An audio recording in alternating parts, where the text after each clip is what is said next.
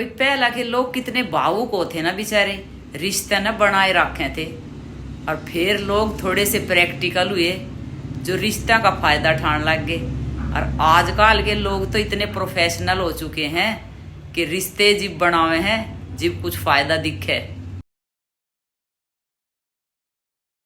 भाई आपने सुना होगा सबके मुंह ते या बात के फलाना रिश्तेदार मेरे ते जड़े है, फलाना रिश्तेदार मेरे ते जड़े है। तो भाई अगर तुमने मनुष्य का जन्म ले ही लिया है ना, तो एक दूसरे तर जलना तो अनिवार्य है, क्योंकि यह रीत तो सतयुग से चली आ रही है। अरीब तो घोर कलयुग है।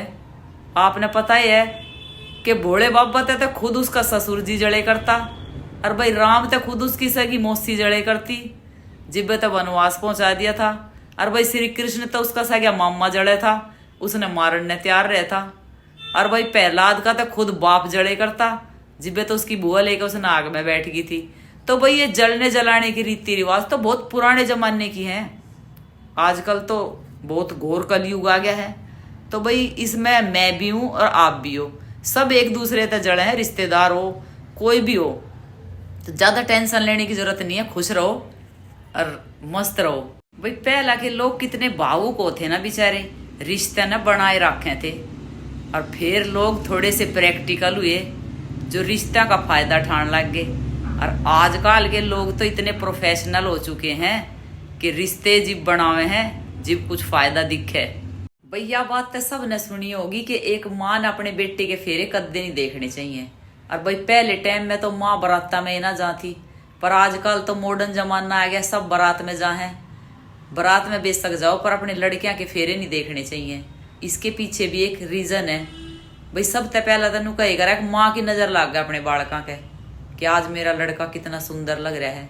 और दूसरा रीजन यो है कि जब छोरे के फेरे हो है ना, और छोरा फेरा पे मांग भरा अपनी बहू की, नू समझ लो वो अपनी माँ से जुदा होकर उस बहू का हो जाए है। तो यह बात एक माँ कद्दे भी बर्दाश्त नहीं कर सकती। भाई मैं तो इतना ही जानू, और अगर आप कुछ इसके बारे में जानते हो तो कमेंट करके जरूर बताइए। भाई मेरे तो आज तक एक बात समझ में नहीं, अगर थारे समझ में आती हो तो मैंने भी बताइए कमेंट करके। भाई अगर हम अपने लड़के के लिए बहू देखने जा हैं तो सारा परिवार देखने जा है, ताया सरा पीता सरा देवर जेठ ससुरा सारे देखने जा हैं। और फिर ब्याह में भी भाई फोटो खींचे फेरे हो, सारे काम मुंह खोल गो हैं।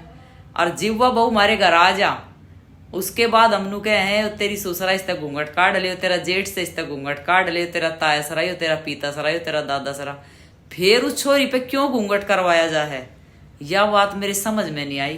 क्योंकि गांव में तो इब भी घूंघट ही करवाया जा है, शहरों में तो फिर भी भाई कोई घूंघट पल्ला ना है। पर यह कड़े की रीति रिवाज है कि पहले तो सारा कुणवा देखा हुआ, फिर ब्याह में सारा गांव देख लेगा उसने, और फिर उस पर घूंघट कटवाओगे। भाई एक लुगाई अपने घर वाले तक कहने लगी कि मैं तो तेरे तक कति तंग आ ली, मन तो तेरे तक तलाक चाहिए। उसका घर वाला कहने लगे ठीक से तलाक भी मिल जाएगा, ले तू पहला मुंह मीठा कर। कहने लगे अच्छा मुंह मीठा करवा कर मेरे मक्खन लगा रहा है के। कहने लगे ना ना बावली तो नहीं इस बात का ना बेरा, हमारी इंडिया में कोई भी शुभ काम करने से पहले मीठा खुआया जाया करे।